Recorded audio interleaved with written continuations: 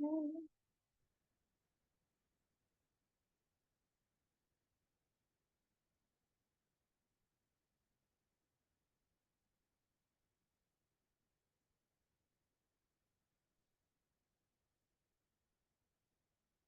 a little drop county. You're All right, guys, we are reviewing for exam 1. These are some sample questions that you could see potentially on your exam. So first, let's look at this case study. I am going to very intentionally skip on down as you have already reviewed these types of questions pretty significantly in class. So think here, you're looking for the rule of threes, and then you're looking for the presence of CMR. And then lastly, if there are signs and symptoms, and then you need to pick the best answer. You would be counting the cardiometabolic risk factors. And this is a little tricky because this is asking for all of them. So let's say she has a negative and she has many positives. You need to count all of them. On the exam, they will likely say positive factors, meaning HDL would no longer be included in that tally.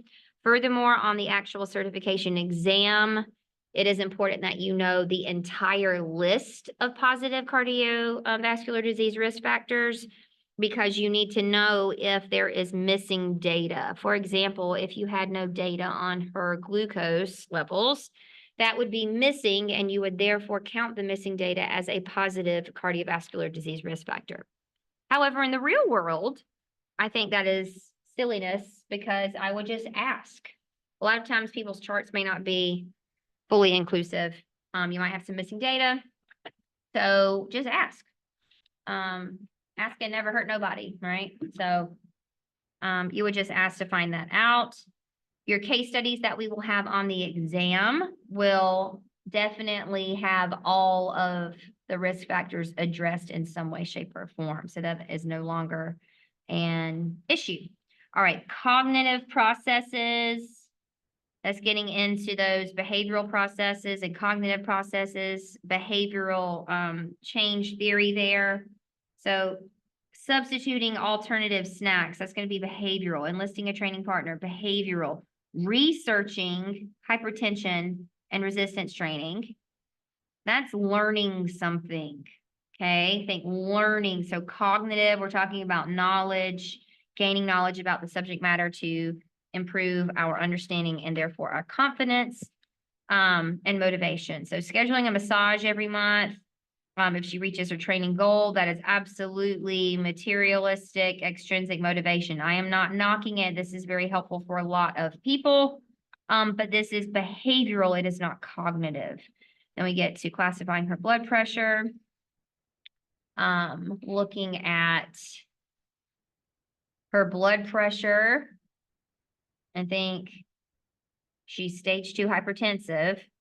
Is that a sign or symptom? No, that is a diagnosed condition. She's stage 2 hypertensive. But she is not necessarily feeling anything or experiencing a symptom in relation to the hypertension, just from this blanket statement. Now, did we see in the case study that she started feeling some stuff? Yes, that is a sign or symptom. The chest tightness is a sign or symptom. The blood pressure being elevated itself is not a sign or symptom. That is the disease that is likely causing the symptom. And then making sure that you are capable of creating appropriate SMART goals for Carly. All right, then we get to the stuff that I think we want to practice far more. All right, so her REE. Well, in order to calculate her REE, you're going to need some charts, right? So I gave you these charts in your text and in your case studies and in all things. So in order to determine initially which of these 4 classifications she would fall in, we need to determine if she is or is not obese. So we know that she's going to be on this side of our 2x2 table. We now just need to know if she is of a normal weight or if she is considered to be obese. So how we're going to do that, we're going to calculate her BMI. So we're going to put a pin in this. We got to figure out which one of these she is going to be needing. And now we are going to use her information right here to calculate BMI. So she is 6 feet and 250 pounds. So first, let's take her height and convert it to meters. So try to make the math simple for you, right? So there's 12 inches in every foot. So that is 72 inches. And we know that for every 1 inch, there are 2.54 centimeters, and that there are 100 centimeters in every meter. So we're going to cancel out those units and get to plugging in a chugging, which is 1.83 meters. So we're going to take that for our BMI calculation and we're going to square that, right?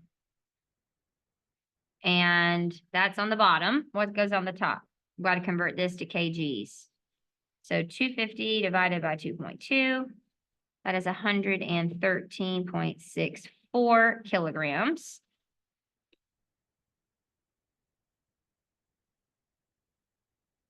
Let's see, 1.83 times 1.83. Oh, that is not what I meant to type. All right, so we have 113.64 over 3.35. 113.64 divided by 3.35. I'm keeping 2 sig figs. That has her at 33.92 for her BMI. That BMI classification is over 30, and she is therefore considered to be obese in this situation. Now, if she is a strong woman, literally a strong woman, like competitive strong woman, that's going to tell us that she's probably got some substantial muscle mass, which is not adequately being accounted for. So that's something to consider in our decisions that we are making as to whether or not BMI is appropriate. She's also very tall. I would say body fat percentage, actually looking at her body composition would be a much more beneficial assessment if we have the ability to evaluate her in that way. So now we know that this is going to be her equation. So let's start writing a little bit here for that. So we have 10 times weight in kilograms, and we have that from our BMI calculation, plus 6.3 times height in centimeters. Well, think if 1.83 up here is her height in meters, if we just take that decimal 2 places over, essentially multiplying by 100, we'll get back to centimeters. So 183 centimeters, right? So that's that part. That's that part. Minus 5 times her age. Well, I done forgot how old Carly is. She is 30 times 30. And then we subtract 161. All right, so we've got 1,136.4 plus 6.3 times 183, 1,152.9 minus 150 minus 161. Remember to follow your PEMDAS. Please excuse my dear Aunt Sally. Plus 1152.9 equals minus 150 equals minus 161 equals. All right, that has got her total kcals at 1,978.3 kcals per day. Now, again, what did this question ask you for? It asked you for her resting energy expenditure. Okay, resting energy expenditure. These larger kcal values up here are likely total energy expenditure, where we have then multiplied her resting energy expenditure by her physical activity factor. This question did not ask for that, so be careful there. All right, the correct answer then is C. Now let's go to the next part. Okay, moderate activity level. Now we're going to look at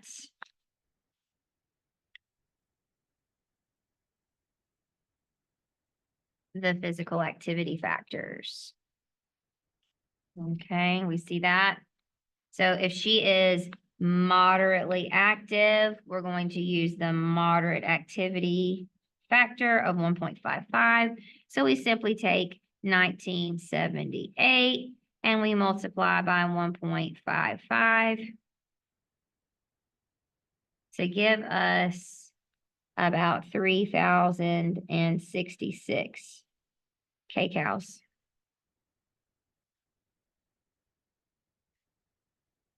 You're kind of seeing the flow. All right, now we have a weight loss goal of 2 pounds each week. And where a lot of students start to get ahead of themselves is they go right back up to what we just calculated and start messing with all this. You don't need that for this question. All we need is to know, first of all, how many kcals are in 2 pounds. So we know that 1 pound equals 3,500 kcals. So 2 pounds, we're going to multiply and get 7,000 kcals.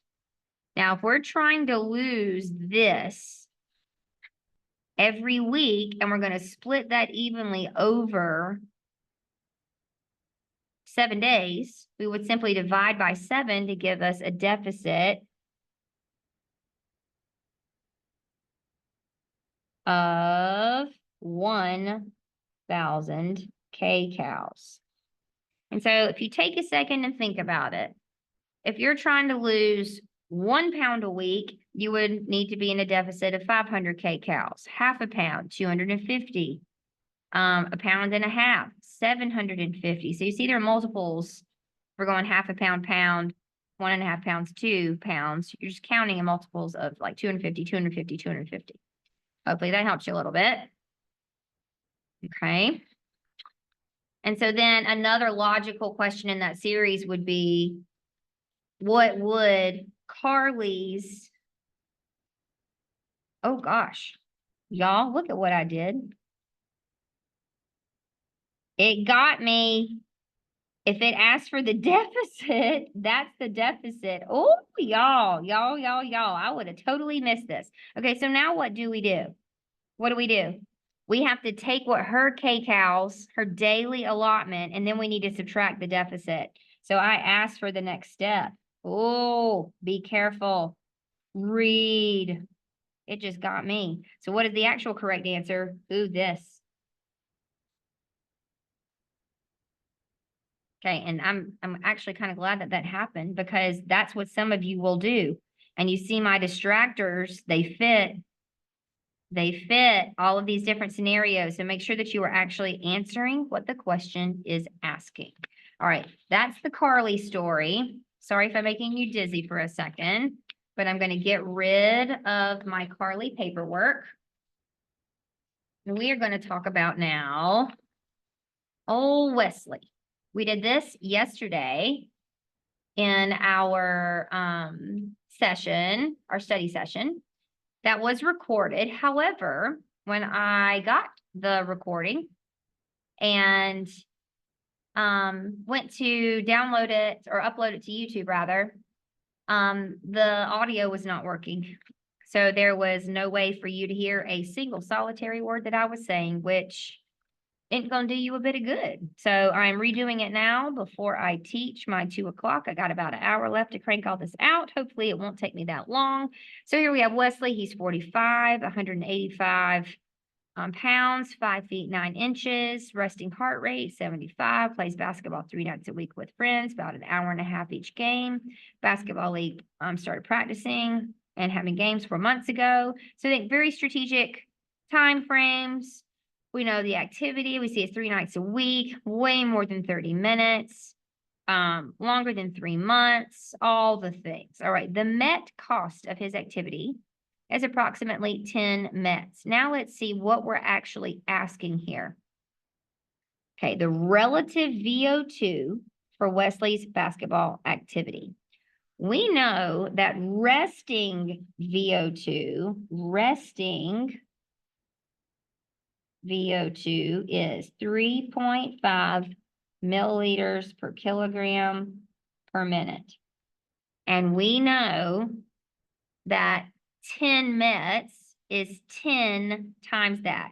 So resting VO2 is the same thing as 1 MET, right? When we're just sitting, chilling, laying in the bed, that is the equivalent of 1 MET. So in multiples of MET, so 10 METs times 10, that's going to give us our relative VO2. So we have our 10 METs times 3.5 mils per kg per minute. That's 35 milliliters per kilogram per minute. That is the oxygen cost per kilogram every minute that Wesley has to pay in order to exercise at that intensity. Now, that is a relative VO2, so per unit, per kilogram. That allows us to make comparisons between individuals. Now we're going to look at the absolute oxygen consumption for this intensity per minute still.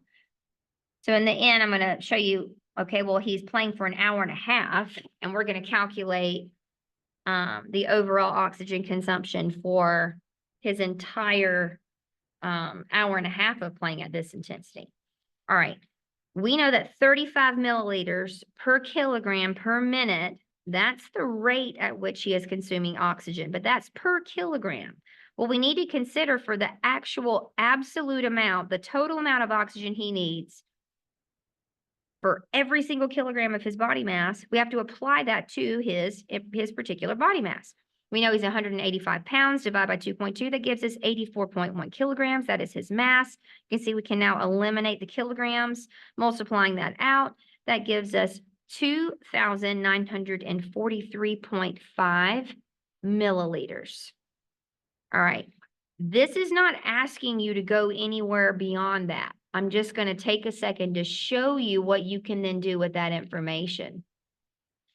If we take these milliliters and we convert them to liters, that's just taking that little decimal, moving it over, that would give us about 2.9 liters of oxygen per minute.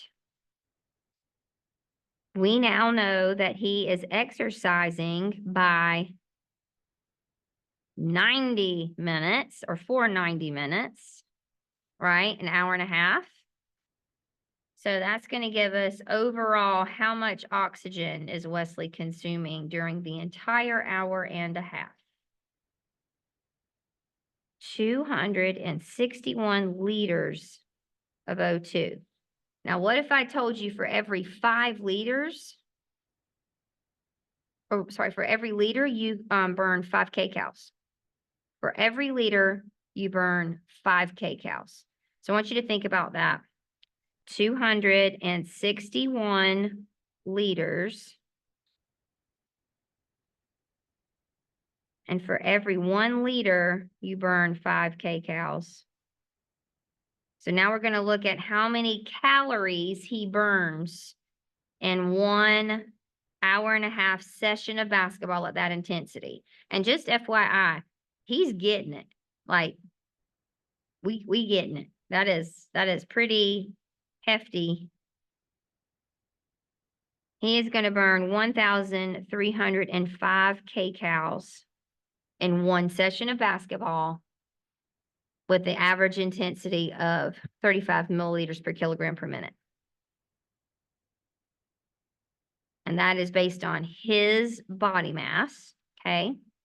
Now, I didn't ask you to do all this extra stuff. I asked you to stop here, but that is going from a relative VO2 to an absolute VO2 because we customized it to his individual body mass. We applied that to his entire body and no longer looked at it as a rate per unit kilogram, but for all his kilograms. All right, now let's look at the next question. What are we looking at here? If his VO2 max is 45 milliliters per kilogram per minute, using the VO2 reserve method, calculate a vigorous exercise intensity range. Okay, first of all, vigorous exercise intensity, same thing as heart rate reserve. We know that that's 60 and up. Some people would say 60 to 75. In class yesterday, they chose to go to 89, which is a very big window. But we're going to use the same exact formula, the same exact process as we would for heart rate reserve method. However, with the heart rate, we have to calculate the max. Okay. Here we are given the max. In the real world, we would have to perform a fitness test to then give us an estimated VO2 max that we would then work with for these calculations. So here we take our max, like so step 1 is max minus resting. So max minus resting, and we know that the resting rate is 3.5 milliliters per kilogram per minute, and that gives us our VO2 reserve. 41.5, that is our VO2 reserve. We then take our reserve and we apply our intensity percentages. One is 0.6, the top end is 0.89, and that gives us these new oxygen levels. We add back the resting.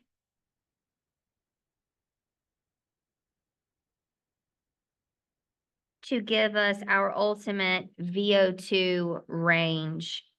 So anywhere from 28.4 mils per kilogram per minute to 40 mils per kilogram per minute.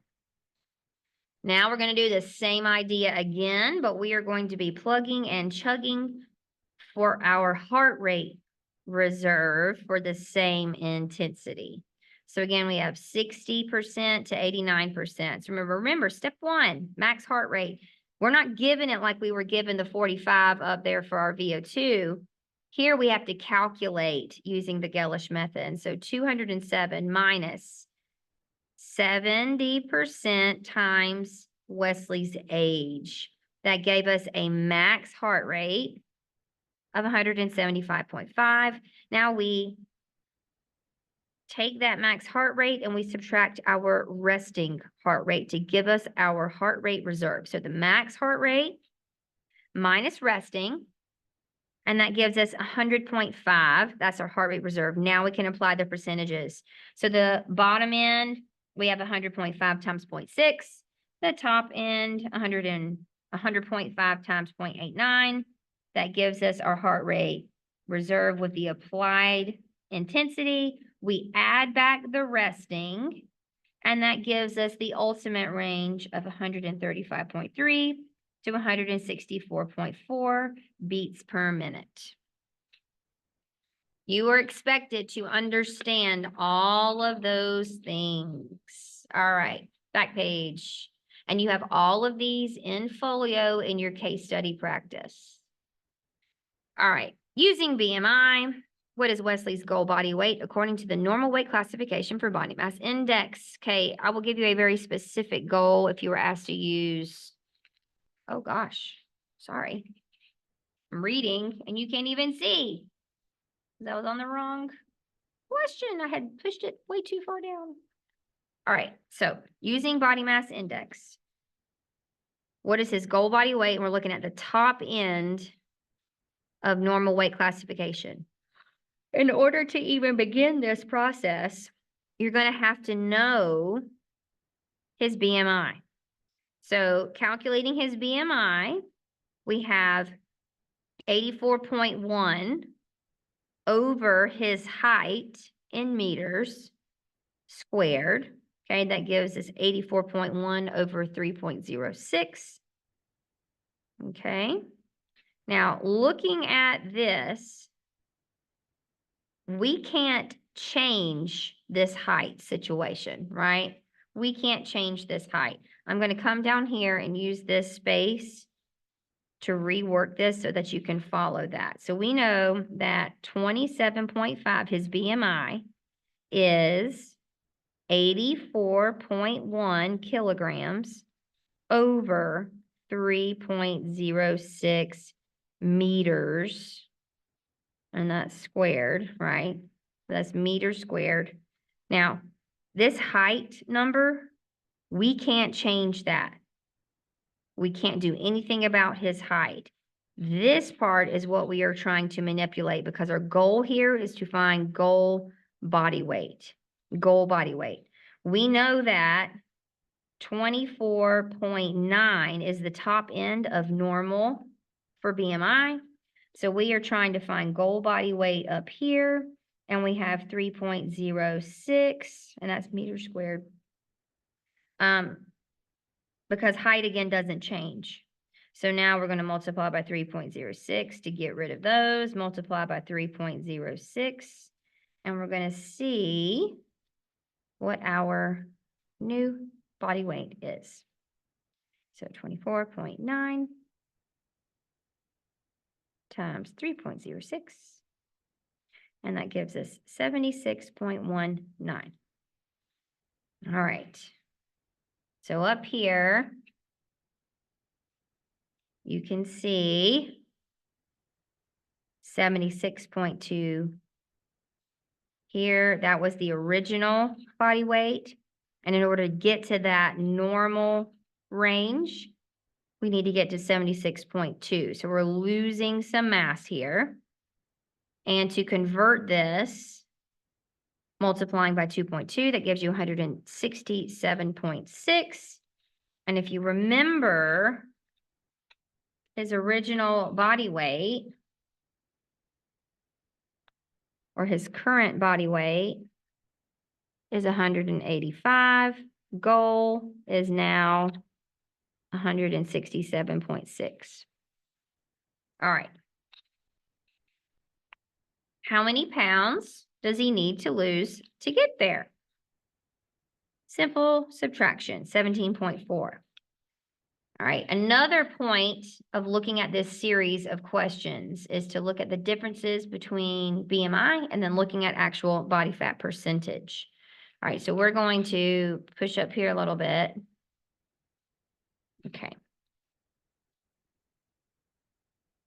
Looking at this matrix, I feel like that can help students really understand how to lay this out.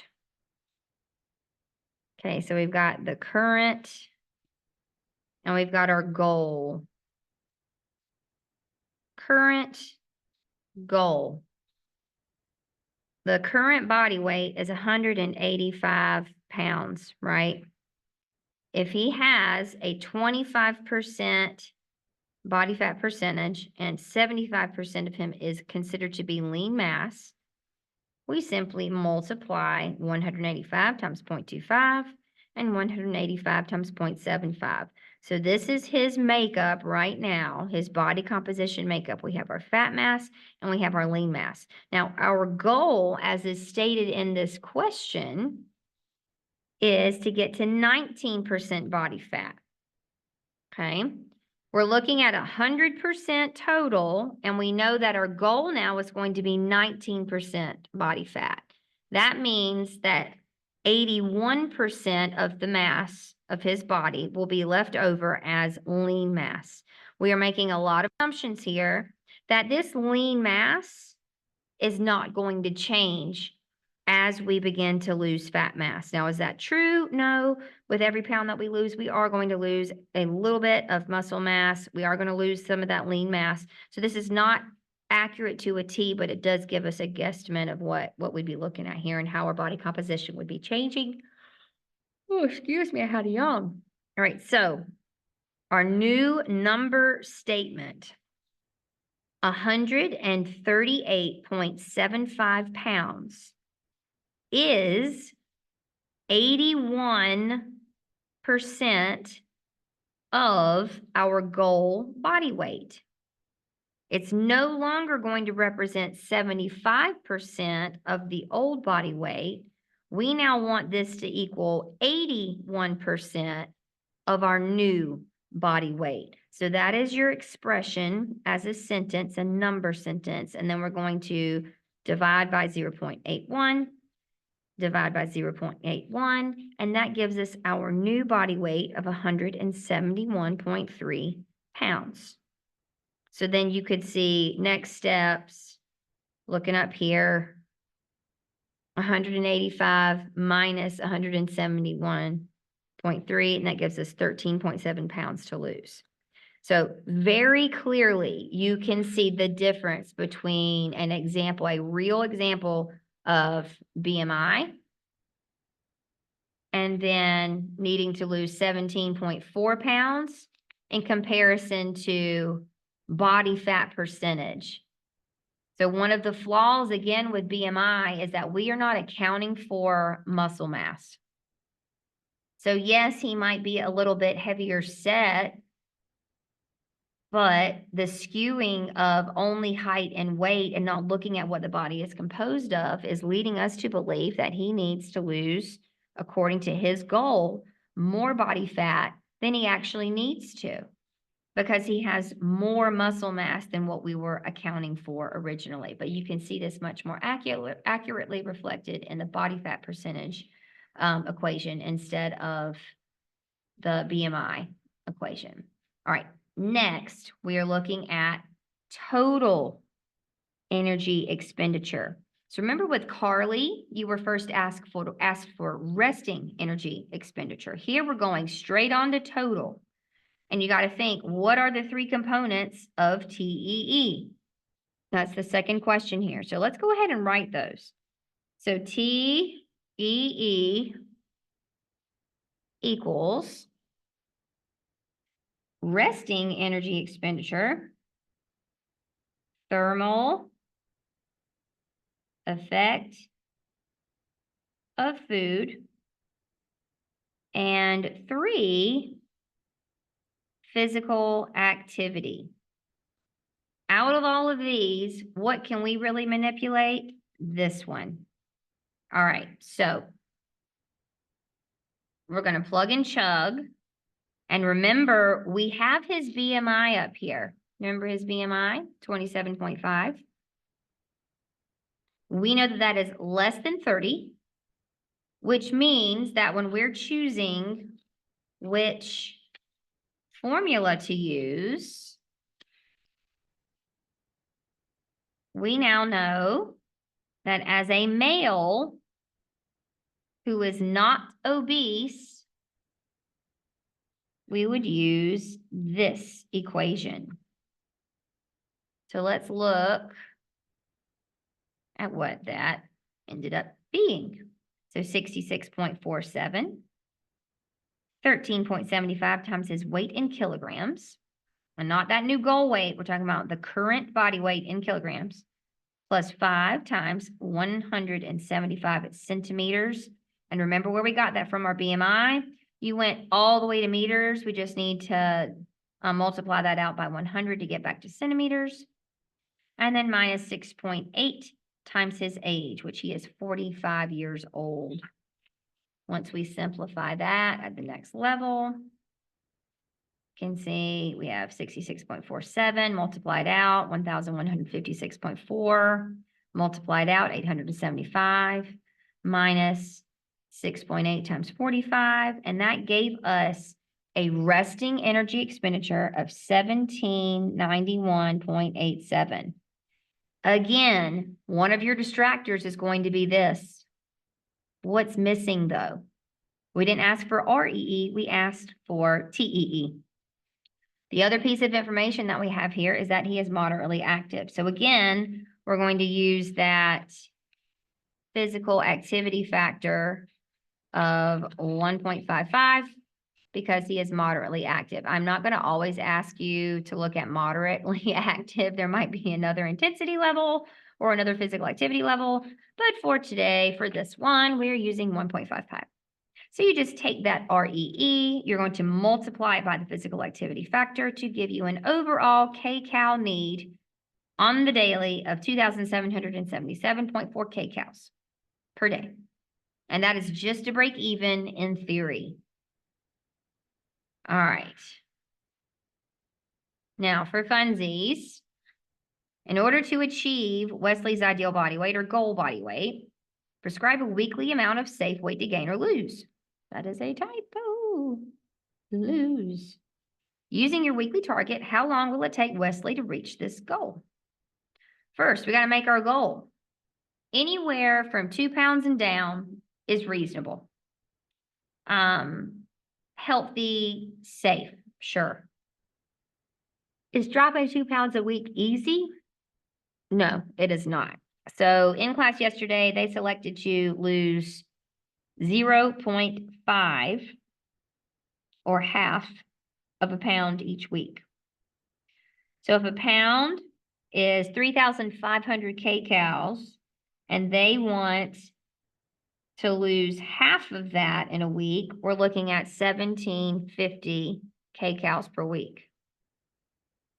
Well, now we got to look at how long will it take Wesley to reach this goal.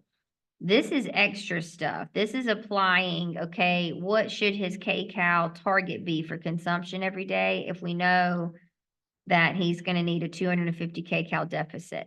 So we took, we were just playing and practicing in class. We took the total energy expenditure, the total demand to stay even, and then we took 250 off of that each day, because 250 times 7, right, is going to get us to that overall weekly total of 1,750 kcals.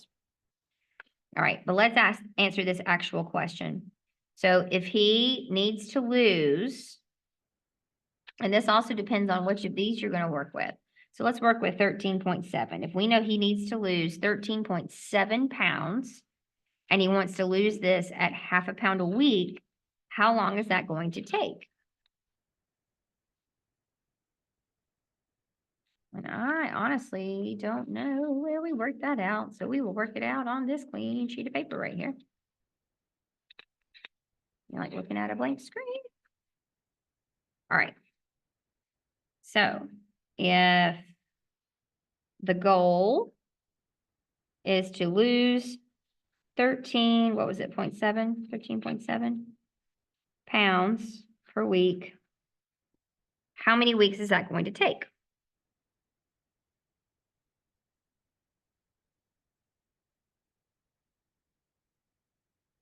And we know that for every week, the goal is to lose a half pound. So think this is a rate, or you could think of it as 1, multiplying by 1, if you will, but it's a rate. So we know that for every week, that is going to equal half a pound. So then you would just do 13.7 divided by 0.5. So essentially we're multiplying by 2. If you remember fractions, division is multiplying by the reciprocal. So 13.7 divided by 0.5, that gives you 27.4 weeks, which I would give you a range likely. So think about 7 months if you were losing half a pound a week. Okay. Next question. And I kind of skipped ahead up here. I think we jumped ahead of ourselves and then flipped the page and went, oh, we did ask that. All right, so remember your weekly weight management goal of losing half a pound a week. What should his daily caloric intake be? So half a pound a week. That is a deficit on the daily of 250 kcals. Right, so total energy expenditure minus 250 gives us this as our daily caloric target. All right. We came up with another body fat percentage scenario to practice with. So we said he's 250 pounds, changed everything. Current body fat percentage of 35 and lean mass therefore is 65. And we gave him a goal of getting that down to 29% body fat and 71% lean mass. Okay. So 250 times 0.35, 250 times 0.65. That means we have 87.5 pounds of of fat mass, and we have 162.5 pounds of lean mass. This theoretically is not changing. So now let's set up our number sentence. And remember, our goal for lean mass is now 71%. So 162.5 is now going to be 71% of our goal body weight. Divide by 0.71, divide by 0.71, and that gives us our new goal body weight of 228.9 pounds. And then we can see how many pounds does he need to lose. We take our current body weight, subtract the goal, needs to lose about 21 pounds. Okay, if we have a little left over, again, we're going to use a range. And then you could see about how long that would take. And we just played with another example here. So let's say your goal, instead of losing half a pound a week, is losing 1.5 pounds a week. So let's say, okay, we need to lose 21 pounds. And 1 week is equal to 1.5 pounds of weight loss. So that's going to be at the low range. And let's say it was 21.1. So now let's give him a range of now 22 pounds. 1 week again is going to be equal to a loss of 1.5 pounds.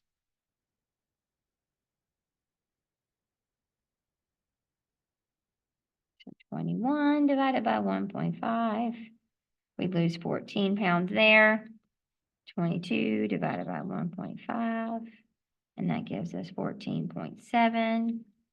So it'd be between 14 and 15 weeks to reach this goal. All right, that, friends, is the story of Wesley. We then created this silly scenario for Kaya. I'm going to zoom out just a smidge so you can see. So Kaya is at Miss Collins' bar class. She's working about 8 METs. What is the relative VO2 of this activity? Again, back from the beginning, 8 times 3.5. So how many bouts of rest, how many multiples of rest are we talking about? 8 times the resting value. So that brings her to 28 mils per kg per minute of O2. If she's 161 pounds, what is the overall oxygen cost of this exercise? Because remember, this was relative per kilogram. Now we're going to apply that to all of her kilograms. So 161 divided by 2.2, that makes her body mass 73.81 kgs. And we're going to multiply that out by the rate to then be able to eliminate our kilograms, giving us 2,049 milliliters of oxygen every minute. Now, usually we don't express this in mils, we express it in liters. So you could divide that by 1,000 if you were asked to do so. Now let's look at VO2 reserve. Oh, actually, we didn't do reserve. We went back to METs. Okay, so Kaya decides to run sprints after class because she is cray. She works at 51 mils per kg per minute at her max speed of 13 miles per hour. What is the MET cost of this intensity? This just has you looking backwards. Remember, these are multiples of rest. METs are multiples of rest. So how many times harder than the resting value are you working? So again, if we take that relative VO2, that rate, divided by the oxygen cost per resting unit that's going to give us our met cost or our met value. Also remember how you might see this. Our functional capacity, both of these, functional capacity, VO2 max, maximal oxygen uptake, yeah, all of those terms are used interchangeably to describe both of these values. One's just in METs, one's just a relative VO2. All right, so that is the story of Kaya. Now, let's look at old Lisa. And we're going to look at Lisa in class today, actually. But just a few points here before I wrap this up. Read carefully through each of these little pieces. Also looking for motivational and behavioral theories. So if she is already active, that's one thing, but she might have different goals or more specific goals in relation to physical activity. So that's something to consider. She's been using her apartment gym for the last 2 years, been running 1.5 miles on the treadmill, 6 miles per hour speed, 4 days a week, using machine weights that target quads, hammies, chest, and back 2 days a week. Yep, she's doing a lot. Okay. Doesn't have any signs or symptoms that are associated with cardiovascular, metabolic, or renal disease. Does not smoke, but enjoys going out with her friends to the local brew pub for trivia, additional information from her medical history. And here's where you can go through all of those positive and negative cardiovascular disease risks. All right. Got to figure out your recommendation, and we're going to do this together in class. What is her BMI? What is her waist to hip ratio? Okay, look. Waist to hip. Remember, waist to hip, you're going to do 35 over 147. It should be less than 1 in most cases. Okay. How many cardiometabolic risk factors does this client have based on the available information? Again, we're missing an important word there. Positive. I'm going to give you that clarity on your exam. And then we get into goal body weight. We're going to practice that one in class. We're going to calculate TEE. Oh, there's that moderately active again. And again, I didn't ask for REE. I asked for TEE. So that is already including multiplying that factor in there. And then if she aims to reach her weight-related goal in 8 weeks, what should her daily caloric intake be? It's a different way to look at how to plug and chug that. Okay, we're going to do this today in class. So show up. And I'll see you soon. About to be upside down, I think. Definitely upside down. Bye. See you in a little bit.